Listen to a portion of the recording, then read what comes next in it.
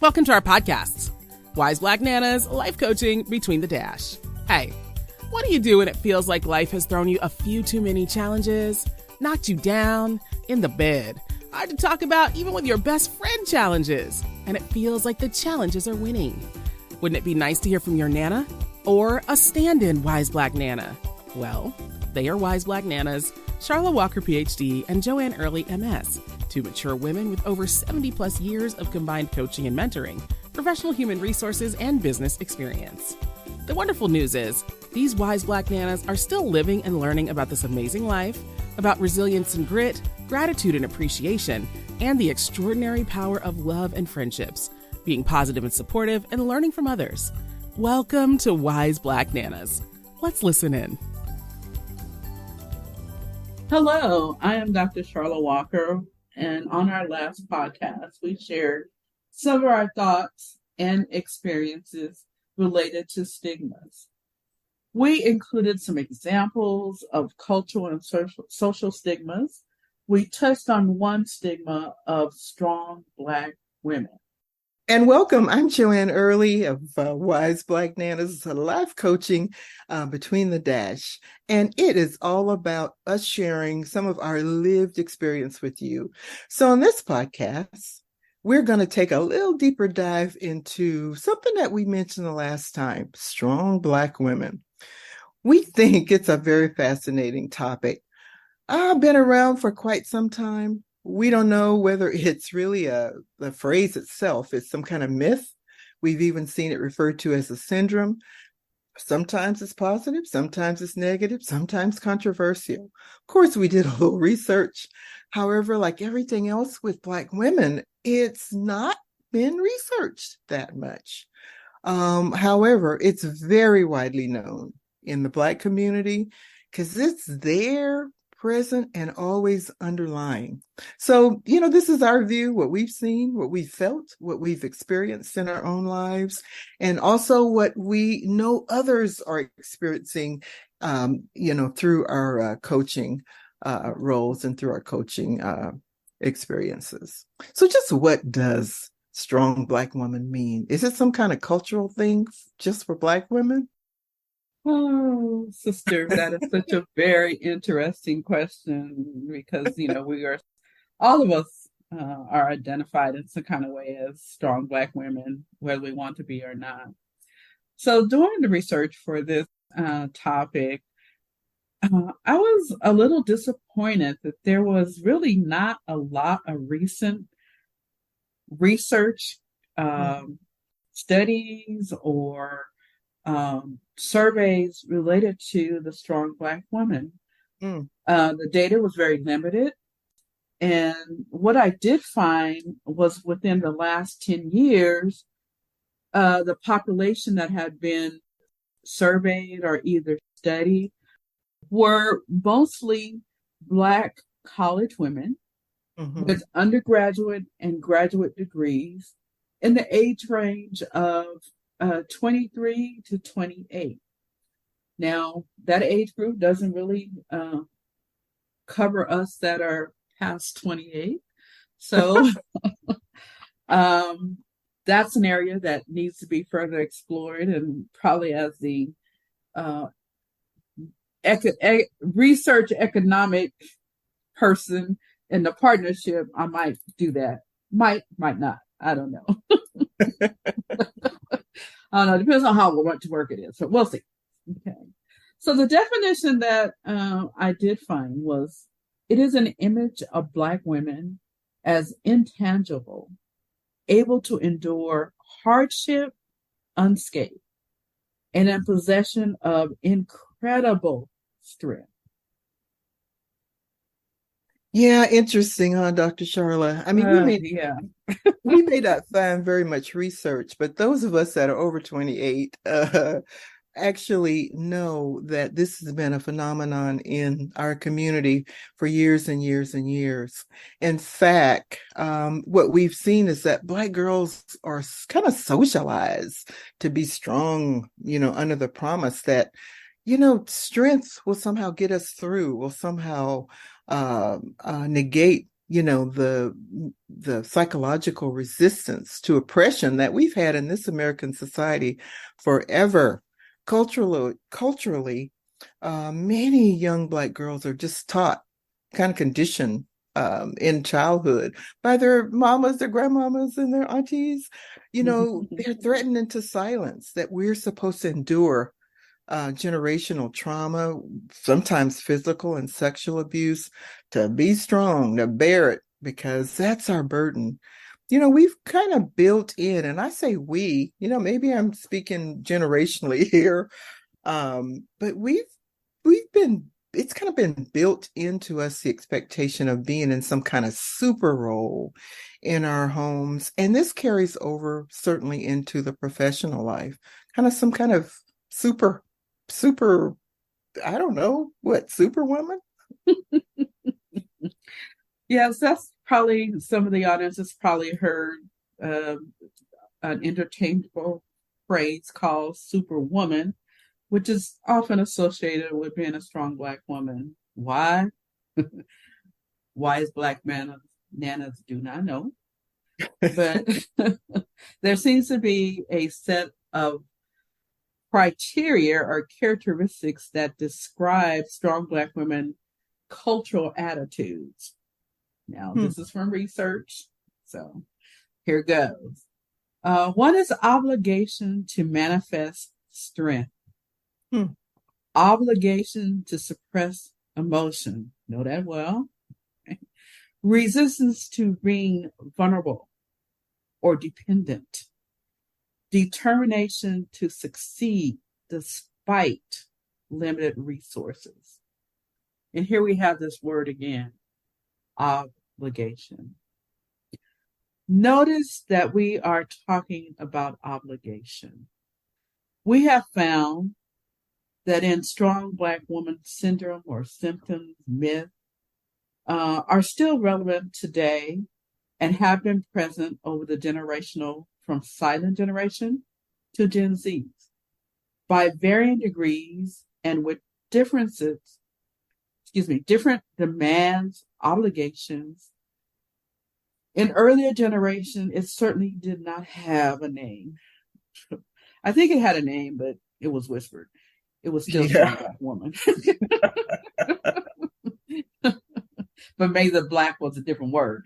Anyway, and had different demands and obligations. There's that word again, obligation. Woo, that's a yoke to bear. Now with a name that still can and does mean something different based on many variables. Wise Black nanas think and witness through our own exposure and interaction with younger generations, the cultural handoff appears different, perhaps not as much obligation, still with the inner voice or drive that compels us to be stronger, resilient, better. Now, there's a place where some research is needed. Anyway, that's another topic, another program, another project for Wise Black Nanas. Yeah, I agree with you. You can't seem to talk about strong Black women or that superwoman Black woman without hearing those words: strong, resilient, better. The whole superwoman, strong Black woman reference, lots of words around, lots of definition, lots of understanding around strength and resilience and grit as we bring home the bacon and fry it up too. How about some disadvantages? Some of the disadvantages, I think, and we've all seen it when we try to do everything, be everything to everybody, be there, uphold our roles at home, uphold our responsibilities at work. We're involved in a lot of community roles. Also, we suffer from a lot of stress and anxiety. Sometimes it's depression that we certainly don't like talking about because of the stigma that's associated with that. But there's much emotional and physical impact. We have an erosion in our confidence.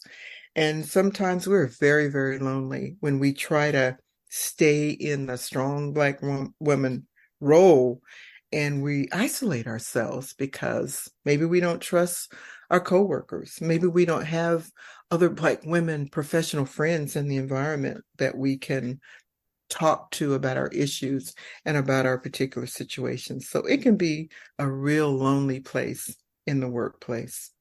Joanne, let me just jump in right here and just kind of like just add a little bit, maybe just share a really short story about when you talk about disadvantages, depression. And I know that that is something in the Black community that is very prevalent, but we are told to ignore the symptoms because it just doesn't exist. I'm here to say that it does, and it impacts you in different ways. My really example or experience is, the loss of my oldest child, um, and trying to be the strong Black woman, coming back to work too early after her death, also taking care of a 2-year-old. I was discovered by a colleague who came up to me as I was filing some papers at the file cabinet. And she said, "Why are you crying?" And I'm saying, "I'm not crying." He says, "You're standing here crying."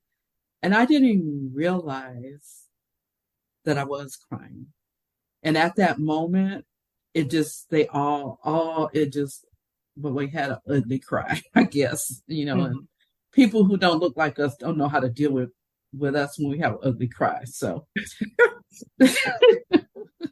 but, and that was just, I was depressed and I didn't know. I mean, I lost my oldest child.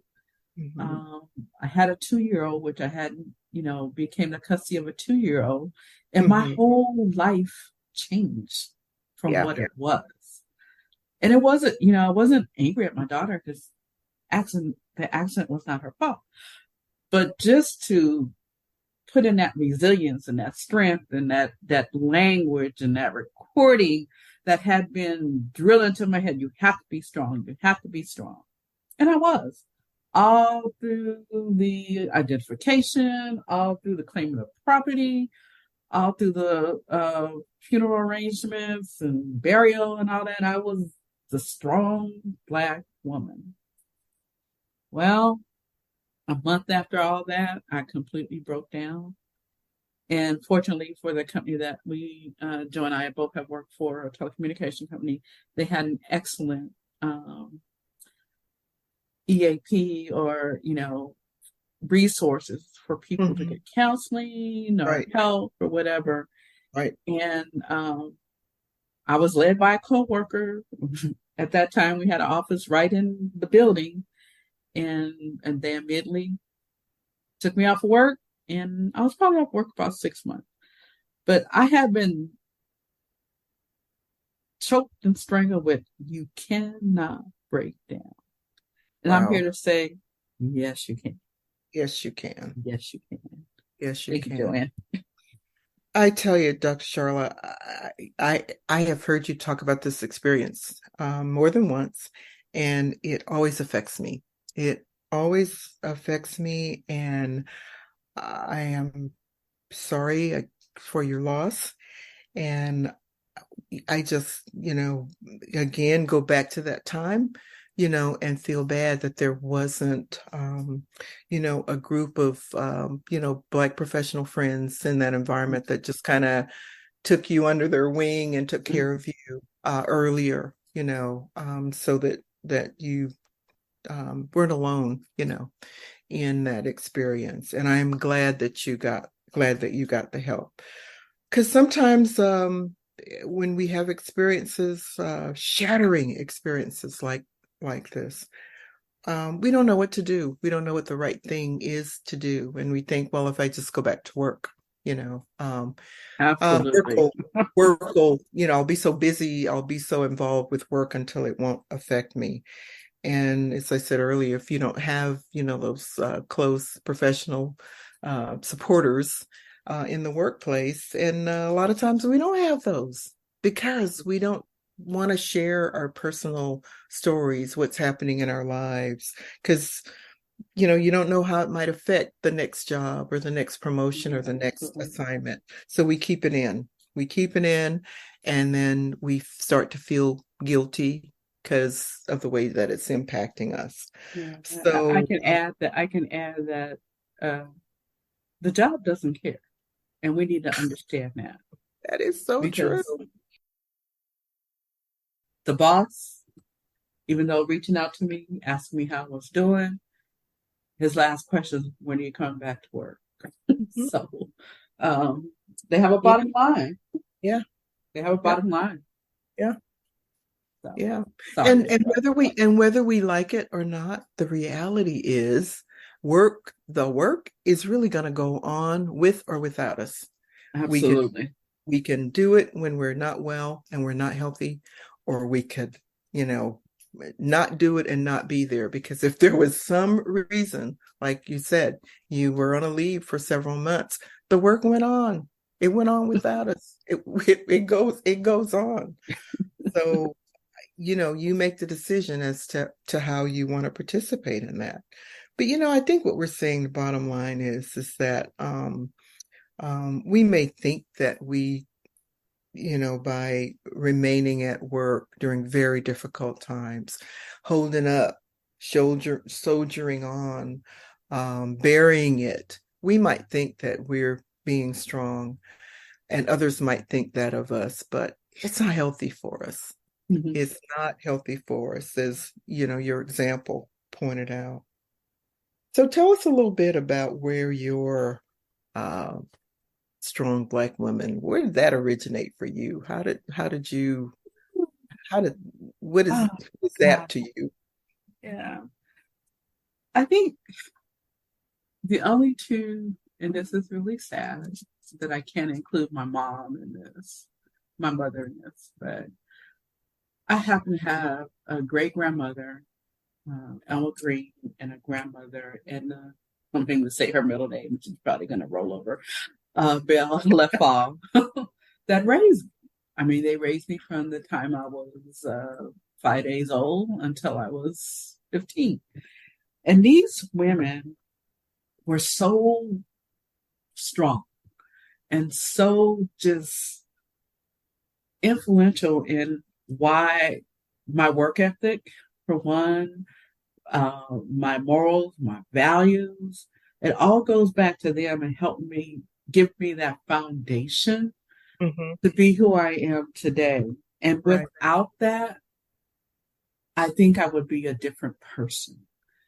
It's unfortunate that I can't say that my mother was a part of that, but I mean, basically, even though there were 12 of us, I was raised basically as a single child between my grandmother and great-grandmother.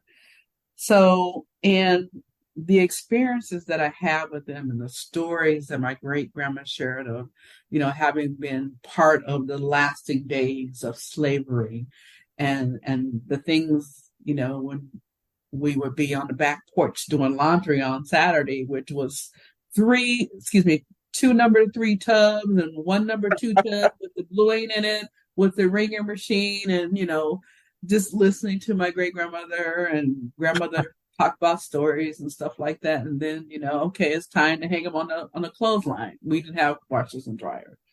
So if you're young enough, you probably don't know what a wringer washing machine is. It is not fun. I don't even know if some of our listeners even know what a number 2 and a number 3 tub would be. Well, the fact that I still know means I use it a lot, right?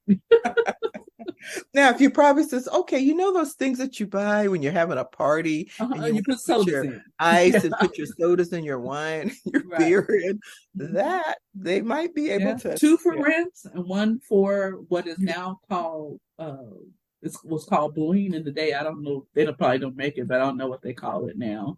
But something to make clothes white and crisp, whatever we use today. So, and then you put on the line and they dry by the sun. The laundry dries by the sun and it's that fresh and crisp, and they're hard to fold because they're stiff as the board, whatever. But those 2 women, that's where my work ethic came from. It also comes from my grandmother, was a domestic nanny, housekeeper. I don't know what the title was, but she took care it was of help. Caucasian children. She took care of Caucasian children, families, and I would go to work with her on occasion, and Yeah. I'd watch her iron clothes, underwear, and I would say, why ironing underwear? That's how Mr. wants it. And I'm going like, my little mind, that hurt. But anyway, the baby, watch what I'm doing, see what I'm doing. I do not want this for you. I do not want this for you. Right. I want you to go to school. I want you to get your education. And I know you're going to be somebody. So, and that has always been with me. And that was my foundation. I think the most devastating thing that resulted from her being a domestic was when she got diagnosed with cancer. And she fought off going to the doctor for months. And instead of going to take care of the lump, she would put a face towel under her bra strap and go on to work. Wow. She was paid in cash, so there was no Social Security. There was none of that, and no medical. So she wound up going to the county system, which was the most devastating thing I had to witness with her. And I won't go into that story. But I saw a strong Black woman just shrink and shrink and shrink till she couldn't fight anymore. So that's my rock. That's my foundations. So yeah, my hat's definitely off. Like you, for me, my grandmother was Miss Sadie Harris. I mean, she was Miss Sadie Harris, the whole right. thing, the whole phrase to everybody. She was my model of a strong Black woman, because I saw her, kind of thinking about some of those terms and some of the language that we hear associated with with strong Black women, kind of holding up, she was just grace and so cool. I just remember her, being dressed, and it would be in the hot Florida heat. And I don't know that I ever saw her sweat or have perspiration or anything. So she was just, to me, the definition of cool. Just able to overcome, able to work through just serious situations and figure out a way to, to kind of deal with it. But she also had a reputation of being unapproachable, and kind of selfish and having things her way and kind of directing the family in the way that she felt, they needed to go. So, like you mentioning your grandmother, you'll hear a little bit more about Miss Sadie Harris in some of our future programs. So, just thinking about, again, even my grandmother, and your grandmother, and thinking about situations we see today, do you think that strong Black woman, that whole myth, that whole thing, think it's more positive or more negative? What do you think? Oh, let's see. I'm going to use my psychological anchor answer that I learned in organizational behavior and say it depends. That's fair. It depends. I think it's going to depend on the situation, the environment, the folks in that environment. And it is also about their values, their behaviors, and their norms as how they interpret me as a strong Black woman. Some audience will say that I'm aggressive. Some will say I'm angry. I'm sure when I'm angry, I have just cause, but again, that's my opinion. Yeah. I think that the pressure, is that we have to hold on for the sake of the family. I've taken non-traditional jobs before where I was like the only woman in a trade that was basically all men, and the horror of all that I took, I survived because I had to feed my kids. Right. I had to feed my kids. It's that obligation Yes, piece. Yeah. obligation, Mm-hmm. obligation. Um, you know, we're like grace under pressure. I mean, no matter what happens, you're not going to see it on my face. That's where the hide emotions come in. No matter what I might be thinking in my head, depending on the situation, I'm not going to say anything. I'm going to take it. I might go in the back or get home and scream or whatever, drink a bottle of wine. I don't know. Just, whatever is necessary. And it's about overcoming barriers and challenges Yep. for my own gratification, even though it may be short lived. Yep. And the breaking down crying, that is an absolute no-no. I must attest that hasn't always worked because I have cried. And usually when I cry, it's a danger sign for anybody that is near me because I'm angry. I'm angry. And those are not tears of fear or anything.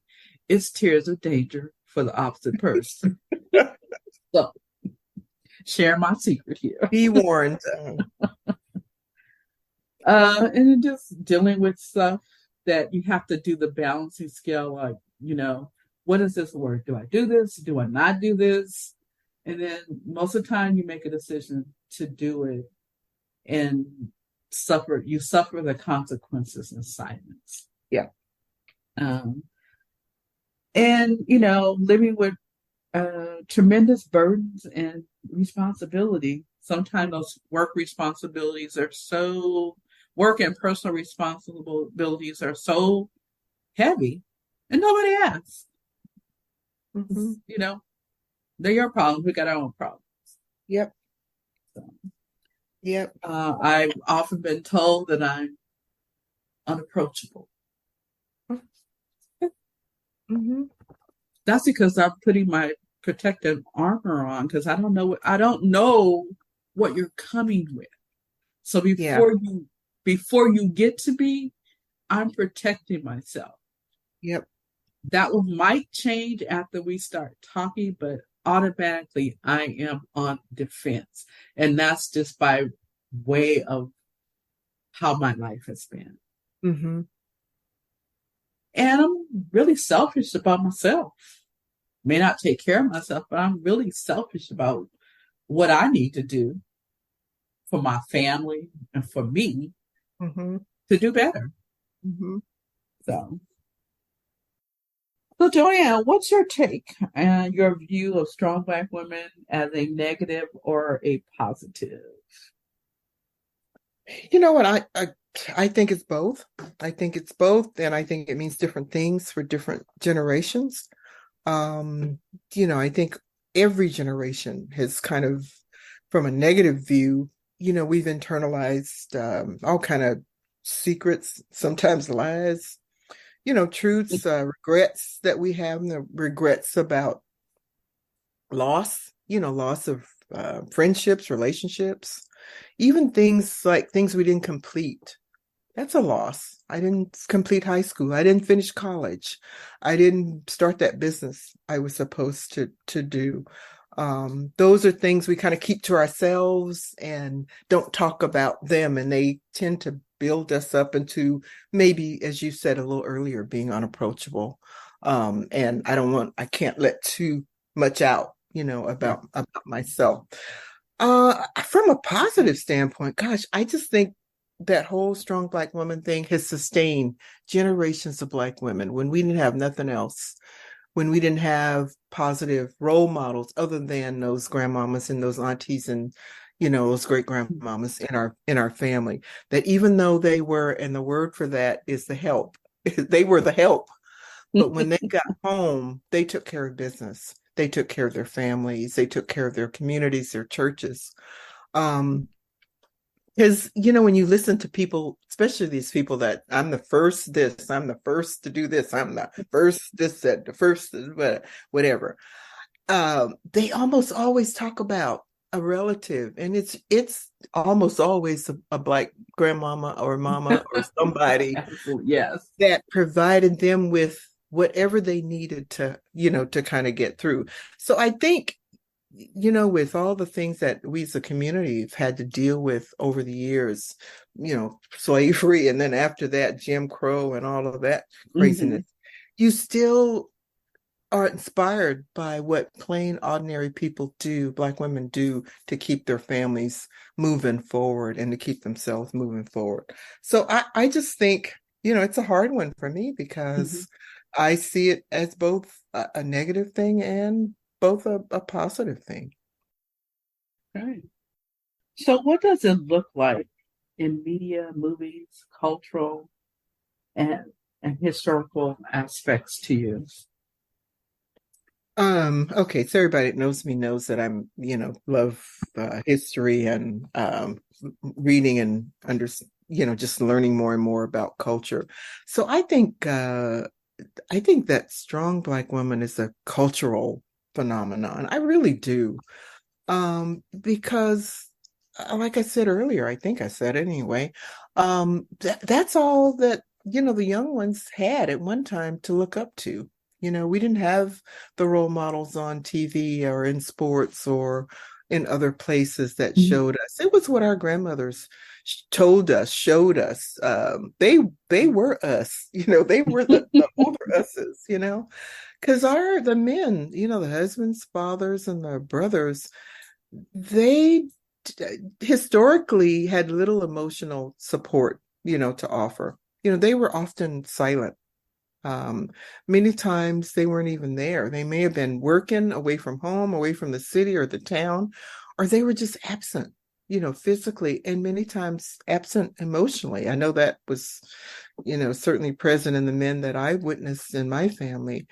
A lot of times they were dealing with their own depression, their fears, their feelings of just not being able to care for their families the way that they, as men, wanted to and knew that they had a responsibility to.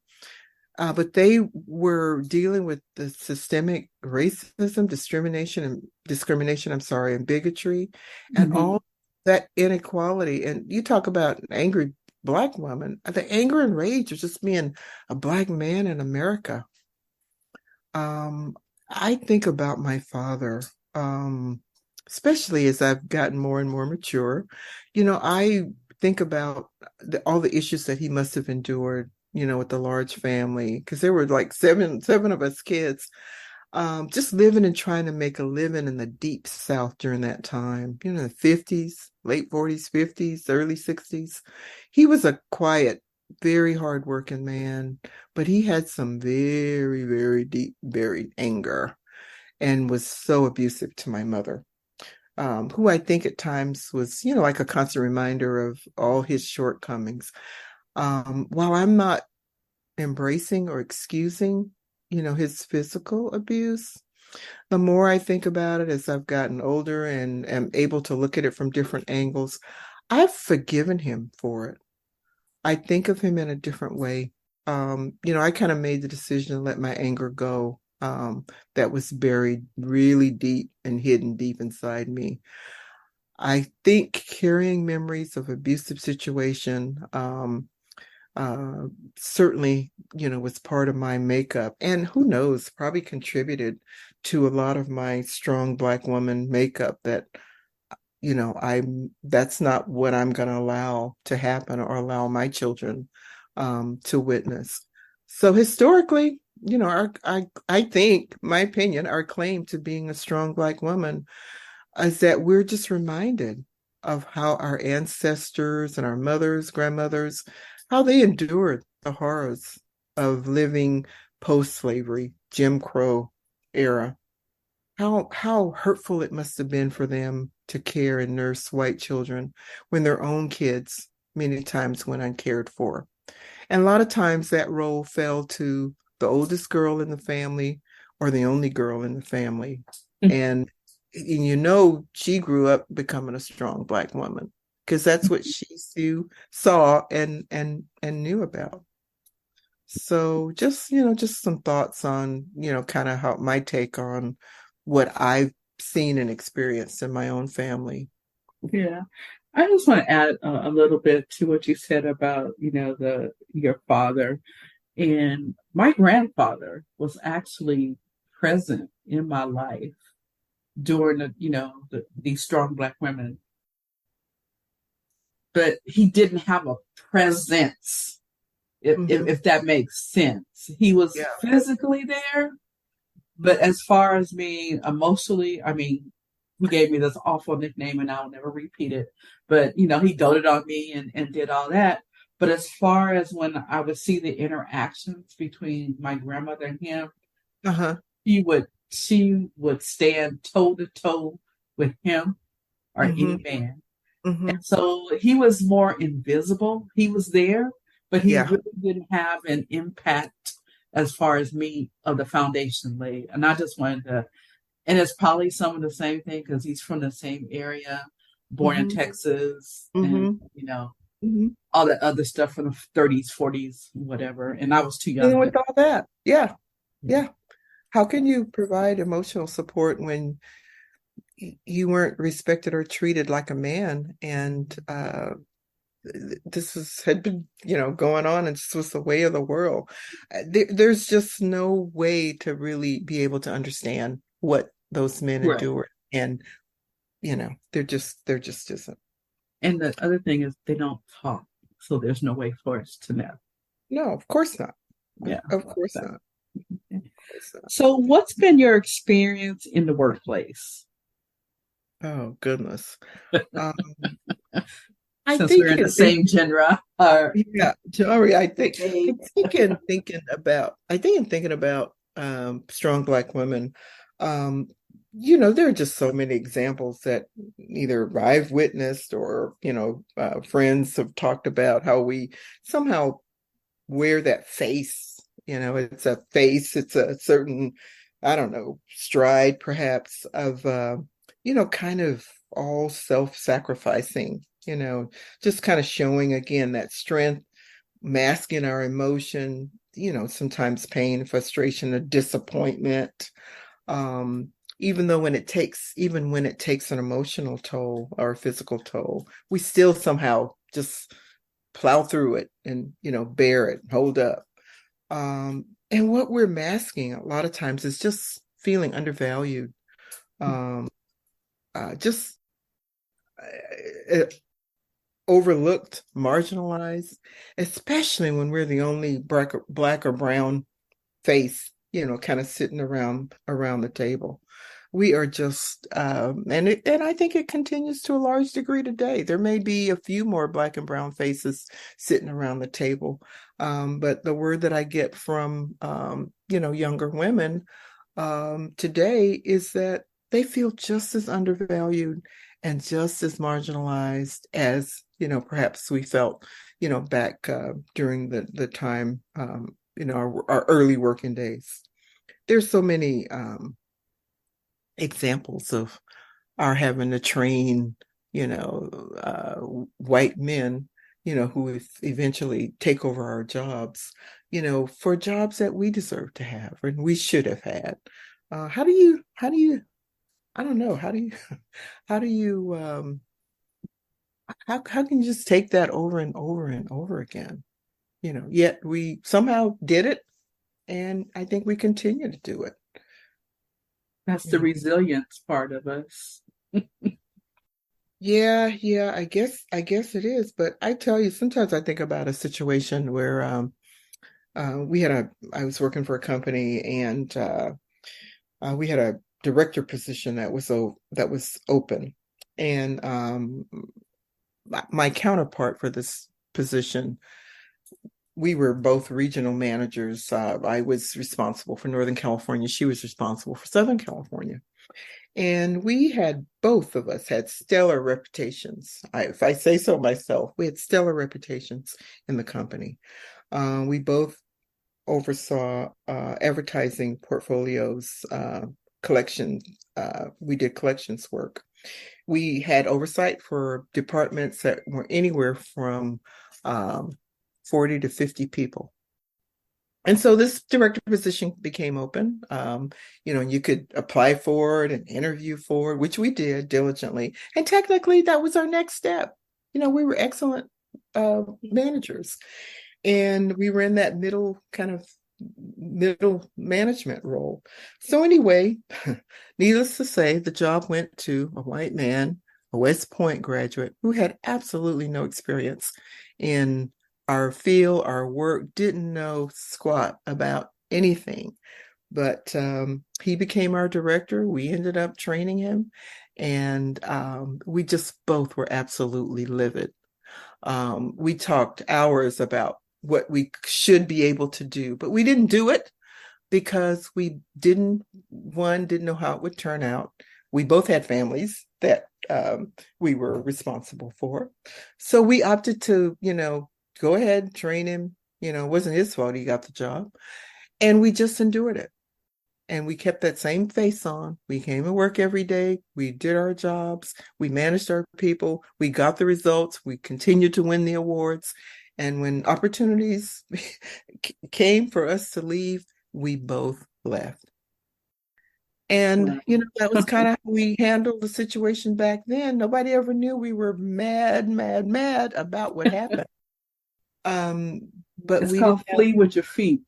Yeah, because we didn't feel like we had much recourse. We knew we weren't going to get promoted, not in that department anyway. So we went to another one. She was promoted a year later, and I think, I went into a lateral position, but it opened up a whole new field, for me. So that was a good move, for me. I think what I coach young women to today, if they're in a similar situation, is don't suffer in silence. Right. Don't suffer in silence. Assert yourselves. Talk about your contributions. Talk about your accomplishments. If you have an employee resource group, use that to find out how can I get more information around why I didn't get the job. Ask for feedback. Let it be known that I didn't get the job, but I certainly want to know why I didn't. And that's the difference, I think, generational difference. And that's the advice that I would give, to young women today that are in a similar situation. How about you? That's just one of many stories I have in that area. I think the most recent before I retired occurred, and it was one of those things what they tell us don't cry at work. Well, I did cry at work, but as I said earlier, that was not the cry of shrinkage, of anything. It was the cry of anger.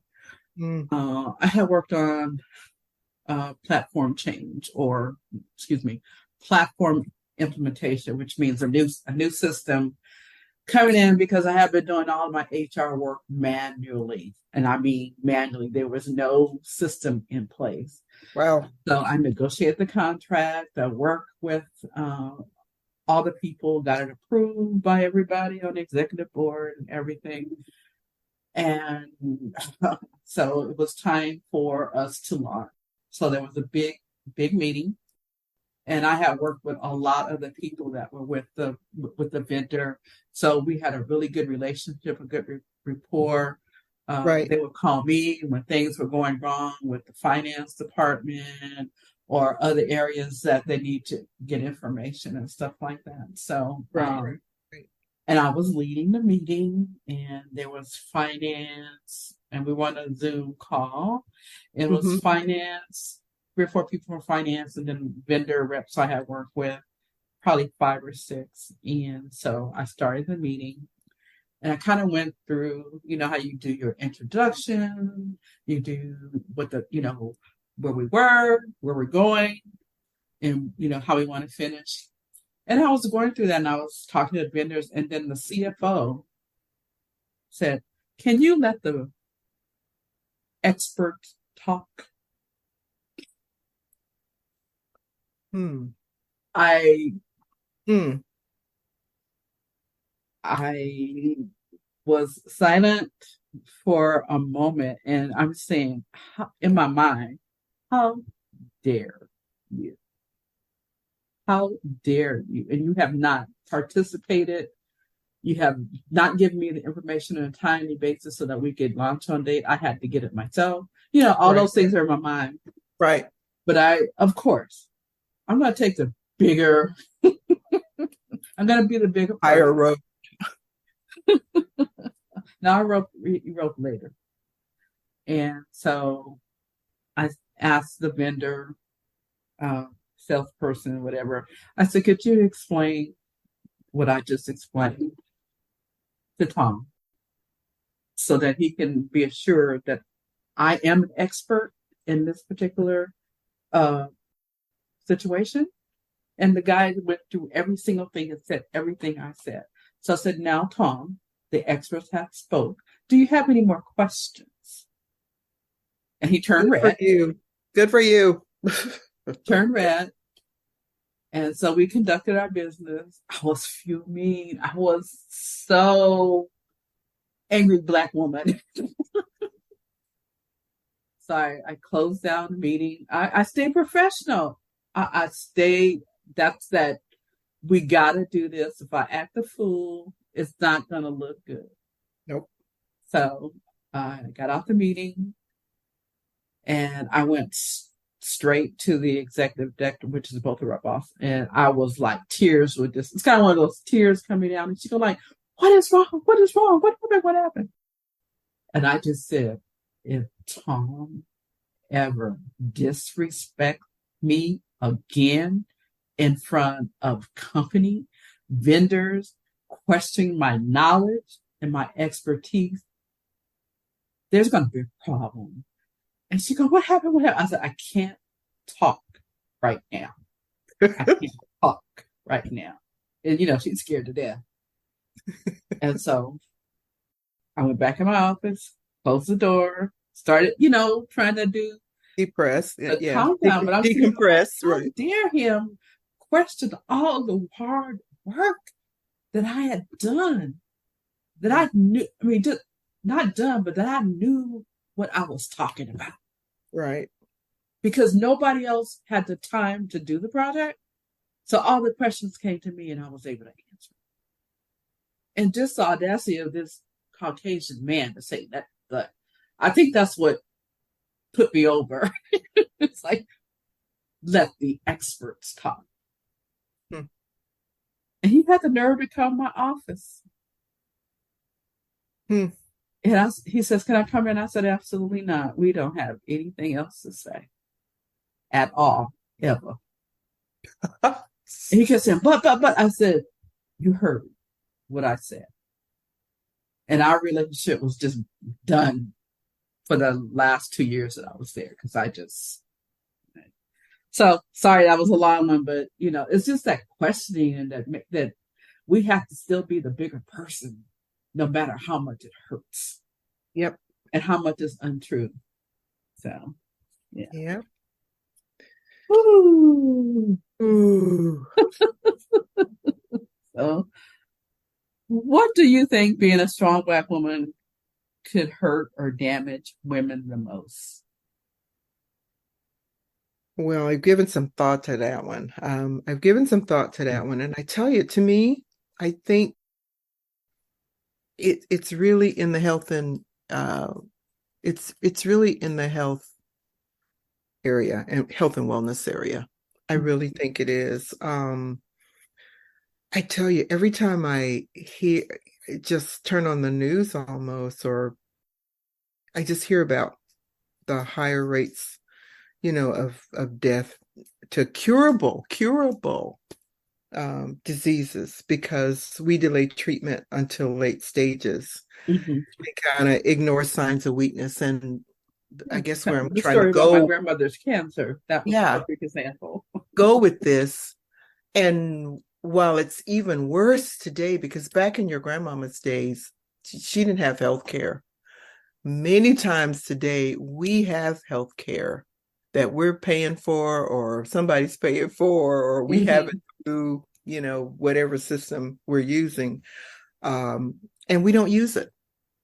We don't use it because we ignore the signs. We're too busy taking care of other folk, other people, other family members, that we just don't seek the health care. And then when we seek the health care, we don't ask for and demand the answers. We don't demand another opinion. We just take that one doctor's opinion, even though we don't agree with it, or it may not be, we just don't ask for that, and when we're entitled to it. And then sometimes I guess we're afraid to hear maybe that it's bad news, or that it's gone really far, and that it may need some type of bigger remedy, in order to fix. The area that just floors me is in maternal care. And I don't know that this has so much to do with the person feeling like I'm strong, I can handle it. It's the perception of the healthcare provider that Black women somehow we have a higher pain tolerance. We don't get the same care that white women get. We don't get the same pain relief. It kills me to hear that Williams, this is a top tennis player, when she had her first child, she almost died in childbirth.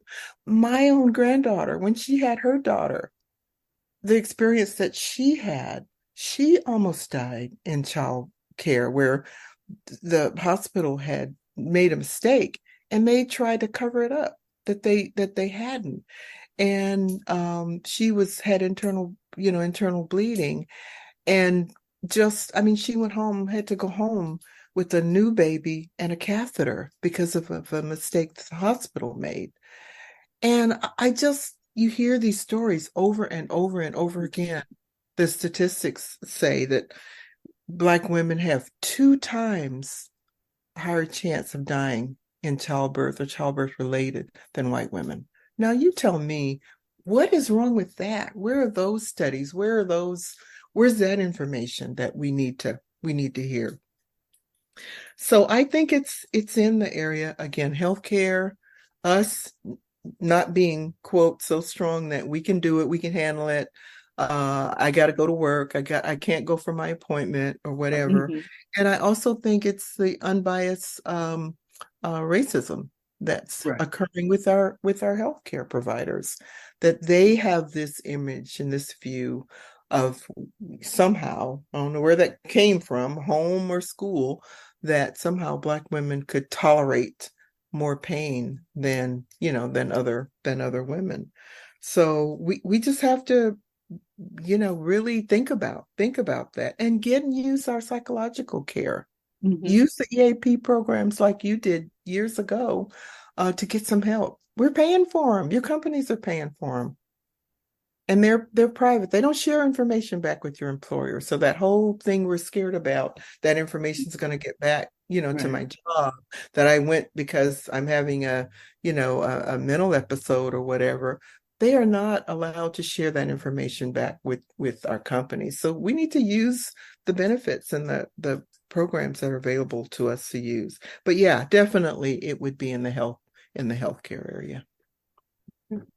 Sounds good. So what about you? What do you think? Look, I would agree. Since, we both have worked with the healthcare provider, we know what the doctors are allotted to have for the time frame. Right. And so one of the things that I try to encourage people to is have your list of questions. And if you need more than that 20 minutes, then you need to push for that 20 minutes. I know it's 15 to 20 minutes, depending on what kind of appointment. Right. And just ask the doctor questions. Don't be afraid to ask questions. Right. And if the answer isn't what you want it to be, then ask for another opinion. That, we're kind of scared to do that. But we're paying. I'm older now, so I don't really. It's like whatever I got to ask, especially now with Medicare and We're paying for all that. this. Like, Yeah. I need to ask questions because the healthcare I had is not like what healthcare I have now. It's completely different than what I had when I was working. Yeah. So I want all my time to ask all my questions. To get all my I know questions. what you're gonna do, where you're gonna do it at, how long And it's why. gonna take. Yeah. And why. And why. Yeah. And what's the result, and et cetera, et cetera. So yeah, Exactly. I agree with you. I agree with you. Exactly. Yeah. Exactly. So, we've talked some about just kind of our take on being strong Black women or knowing strong Black women. How do we in those situations that it's maybe not the most positive for us, how do we manage that? How do we manage that when we know it's happening? How do we turn those negatives into more positives? Ooh, that's powerful. That's powerful. I think we have to take each incident on its own and figure out a strategy of what we're going to do and what we're not going to do. I think that's probably the mature place because of where I am now and having worked so long. Now, when I was 18, 17 in the 1970s, I would not give that same answer because it would be completely different. But I think that it's important to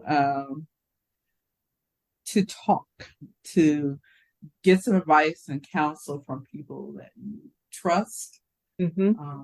One thing I can say, based on my experience, that family is not necessarily the best folks to talk about because they are not in the industry, or you may have gone further than they have professionally. So their tendency is to ignore and keep going. Mm-hmm. I think that the generation that, as I matured and became more aware, self-aware of how my actions can trigger somebody else, or just listen so I can see, I began to develop ways or steps or methods to deal with that. So I can't say that from my early years in my career because I was very arrogant, very defiant, and condescending. So, but I did change. I did change. So, we want to treat ourselves like we treat others like we treat ourselves, and take care of ourselves, take care of our friends who allow us to take care of it. Sometimes you have friends who push you away, and you have to recognize that and not shadow them and just let them come to you. Mm-hmm.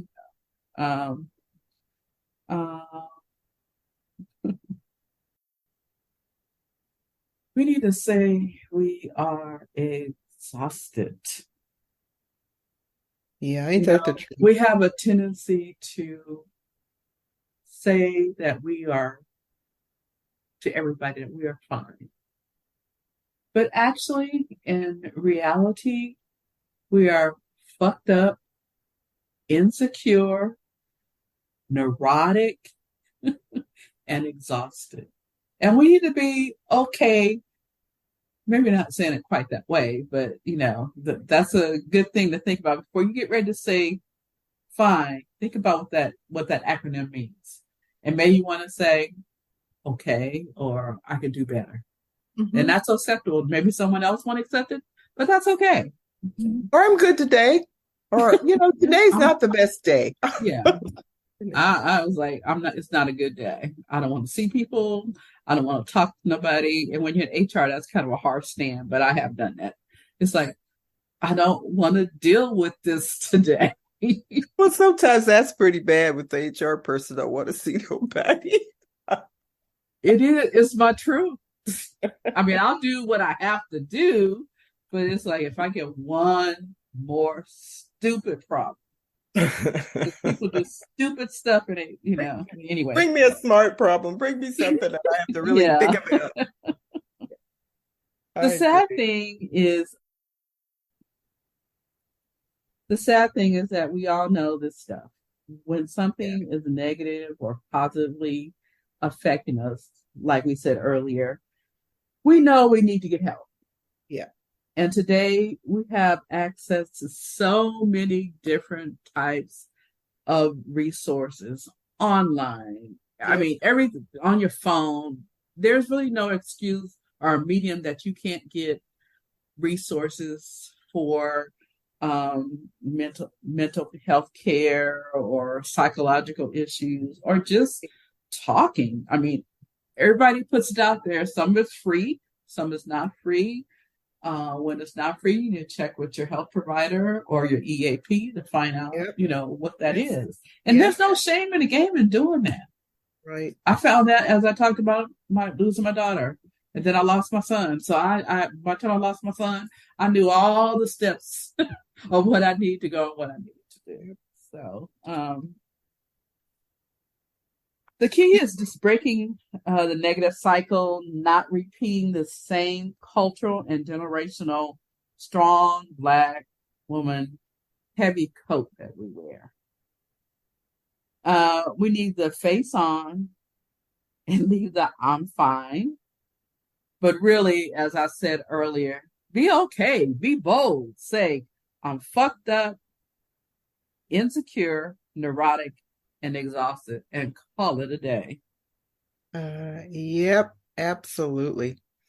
Absolutely. I mean, again, I just kind of want to emphasize all the resources that's out there that over time and has developed. And again, I agree with you. There just is no reason for, kind of sinking into whatever it is we sink into, because I don't have anybody to talk to, or I don't have anyone I want to trust with this. There's always somebody that you can talk with, and you don't necessarily, have to pay for that. You can find out a heck of a lot of stuff on your own. So we just kind of say, strong Black women know our value, and then add a little bit more for the tax. It's okay if we make mistakes and show emotion. Let's do it at the same percent as California tax, and the 10% or something. Now I don't know what it is. Really? No, it's higher. It's higher than that. We don't pay tax in Texas, so yes, state tax. I know. So just kind of know what our value is. Know the difference between that forced obligation, that heavy coat that we call a heavy coat of obligation that we all wear. We're not telling you not to be responsible, but we're just saying know the difference between obligation and responsibility. Kind of recognize when we're being marginalized, underutilized, and not valued. Address it assertively, not aggressively, not a couple things Dr. Sharla explained in her flashback. Sorry about in her youth. But know how to address it by asserting ourselves, by touting our accomplishments and our contribution. Practice. Become familiar with emotional intelligence. Know how to manage yourself when you're in these particular situations. And all you want to do is just lash out at somebody. But you're in a professional environment and you have to act always as if you are. And let's always ask ourselves about our favorite acronym, FINE. Are we really fine? Are we okay? Or I'm good, as in today, right now. So that's our program number 3, Strong Black Woman. We hope that you've gained even one insight or heard something that inspires you to learn a little bit more about the topic and to do something. You know what, guys? We know this podcast is not for everybody, and it is for a lot of somebodies. Okay. Joe and I want to thank you for taking the time to listen to our podcast. We always try to leave you with a little nannyism each episode. So for today, we have for you Deal with yourself as an individual worthy of respect and make everyone else deal with you the same way. And that is by Nikki Giovanni, the poet. Thank you and take care. Please listen in to our next podcast, number 4, Claiming Your Worth and Adding Some Tax, coming soon. Thank you. Take care. Thank you for tuning into our podcast, Wise Black Nanas. New programs of Wise Black Nanas are on the 1st and 15th of each month. Listen in as you learn more about Wise Black Nanas, Dr. Sharla Walker and Joanne Early. They are everyday nanas. They are not famous, not celebrities or rich, well, rich in life and its experiences. We want you to come back. Tell your friends. So, look for Wise Black Nanas podcast wherever you find your favorite podcasts. Learn more about them and the coaching services they offer at www.wiseblacknanas.com.